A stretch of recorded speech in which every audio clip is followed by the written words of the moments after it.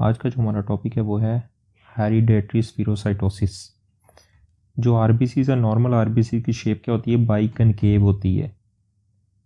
कुछ membrane proteins हैं वो इसकी बाइकनकेव आरबीसी की शेप को मेंटेन करती हैं। वो कौन सी प्रोटीन्स का नाम क्या है? प्लाज्मा प्रोटीन्स का। मेम्ब्रेन प्रोटीन्स कौन सी, उनका नाम है नंबर 1 पे है एनकायरन। ऐसी मेम्ब्रेन प्रोटीन है जो आरबीसी की बाइकनकेव शेप के लिए रिस्पॉन्सिबल होती है। सेकंड क्या है? Band 3, band 4.2 and spectrin. ये मेम्ब्रेन प्रोटीन आरबीसी की शेप को मेंटेन करती हैं।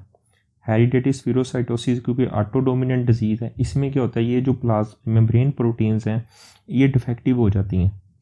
अगर ये डिफेक्टिव हो जाएंगी तो आरबीसी की जो शेप है बाइकनकेव वो मेंटेन रहेगी? ऑफ कोर्स नहीं रहेगी।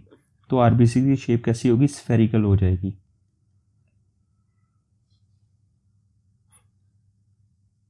आरबीसी की शेप क्या होगी? स्फेरिकल होगी है।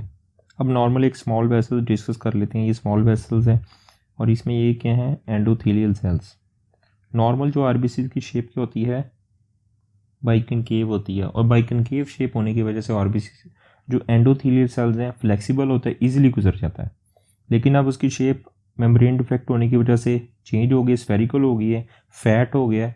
तो क्या ये एंडोथेलियल सेल से गुजरेगा? ऑफ कोर्स ये एंडोथेलियल सेल से नहीं गुजर पाएगा। ये बेसिकली क्या है? ये स्प्लीन में स्प्लीनिक, ये बिलीरोथ ऑफ स्प्लीन है।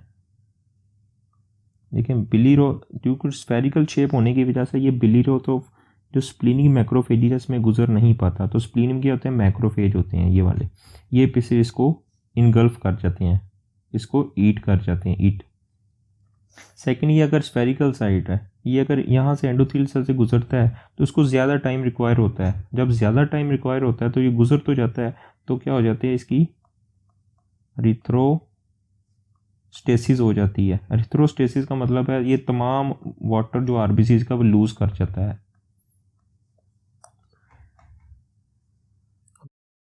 इसे फर्स्ट एड से डिस्कस कर लेते हैं। देखें हेरिडिटरी स्फीरोसाइटोसिस बेसिकली क्या है? ऑटोडोमिनेंट डिजीज़ है। ऑटोडोमिनेंट डिजीज़ क्योंकि इसमें आपको बताया कि डिफेक्ट कहाँ पे होता है? डिफेक्ट होता है जो मेम्ब्रेन प्रोटीन्स होती हैं जो आरबीसी की जो मेम्ब्रेन प्रोटीन बेसिकली कौन सी है? नंबर 1 देखें एनकायरिन है, बैंड 3, 4.2 बैंड एंड स्पेक्ट्रम। ये आरबीसी की जो बाइकनकेव शेप है उसको मेंटेन करती हैं। उसमें डिफेक्ट होता है जिसकी वजह से क्या होता है? ये उसकी शेप मेंटेन नहीं होती है। RBC membrane skeleton and plasma membrane, ठीक है, मेंटेन नहीं होती है और उसकी शेप क्या होती है? स्फेरिकल हो जाती है। ये देखें ये क्या है? स्फीरोसाइट्स। हेरिडिटरी स्फीरोसाइटोसिस में क्या मिलती हैं? स्फीरोसाइट्स मिलती हैं। स्फीरोसाइट स्मॉल राउंड आरबीसीज होते हैं, इनका जो सेंटर है वो पालर नहीं होता। देखें नॉर्मल जो आरबीसीज होता है ये पेरिफ्री में क्या होता है? हीमोग्लोबिन होती है और सेंटर उसका पिलर होता है। लेकिन जो हेरिडिटरी स्फीरोसाइटोसिस है ये सेम एक ही शेप का होता है। क्यों? क्योंकि इसमें इक्वल डिस्ट्रीब्यूशन होती है हीमोग्लोबिन की। वरना नॉर्मल आरबीसीज में क्या होती है? पेरिफेरी में हीमोग्लोबिन होती है। इसी इक्वल डिस्ट्रीब्यूशन होने की वजह से इसका जो MCHC जो वैल्यू है, इसका मतलब ये होता है कि how many percent RBC saturated with haemoglobin.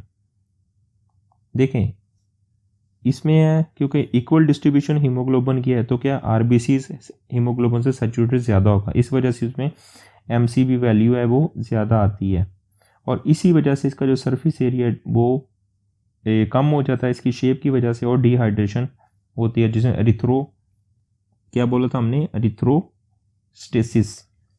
देखें अगर ये प्री मेच्योर सेल्स है, ये स्फेरिकल शेप है क्योंकि ये तो बिलीरोथ जो स्प्लीन में क्या होते हैं? स्प्लीन में बिलीरोथ ऑफ स्प्लीन में ये गुजर पाएगा अपनी शेप की वजह से। क्यों? क्योंकि ये स्फीरोसाइट्स हो गया, इसकी शेप चेंज हो गई है, फ्लेक्सिबल ख़त्म हो गया, तो इसकी वजह से स्प्लीन में मैक्रोफेज इसको खा जाते हैं और इसको में एक्स्ट्रा वेस्कुलर हीमोलाइसिस होगा। देखें इसका जो ट्राइएड है, ट्राइएड में क्या मिलेगा? नंबर एक तो में इसमें अनीमिया मिलेगा, सेकंड स्प्लीनोमेगली मिलेगी, स्प्लीनोमेगैली सेकंड में, थर्ड पे हमें क्या मिलेगा? जॉन्डिस मिलेगा। जॉन्डिस क्यों मिलेगा? क्योंकि आरबीसी की हीमोलाइसिस हो रही है और अनकॉन्जुगेटेड बिलीरुबिन है वो इंक्रीज हो जाता है, वो क्या करवाते हैं? जॉन्डिस करवा देते हैं।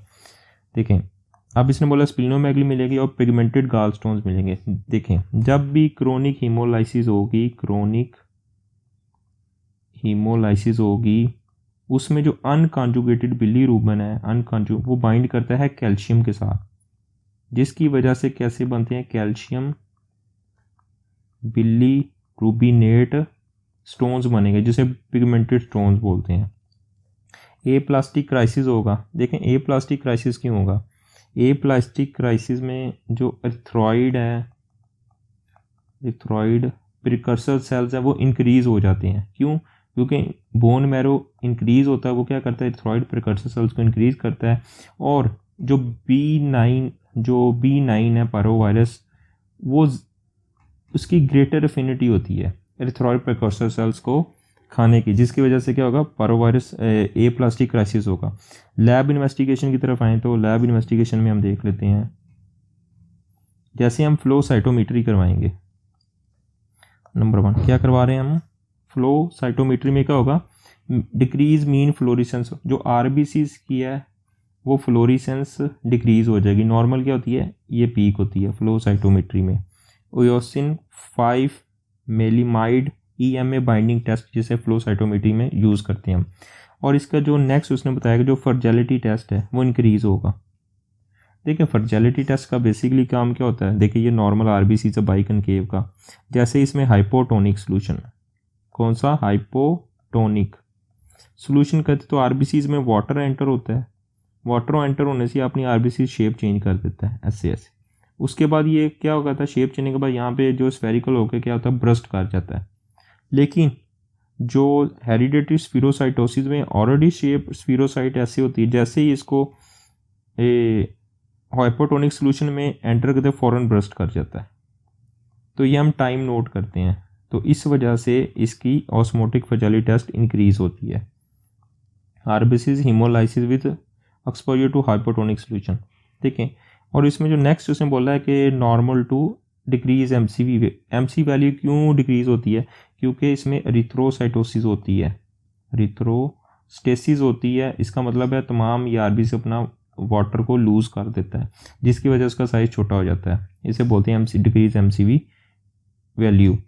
और इसका जो ट्रीटमेंट है वो इलेक्टिव स्प्लीनेक्टमी करते हैं। और स्प्लीनेक्टमी करने से पहले हम जो कैप्सुलेटेड बैक्टीरिया होते हैं इनकी वैक्सीन पहले देते हैं। उसमें क्या आपके H influenza, pneumococcus, streptococcus pneumonia, 3 bacteria आपके।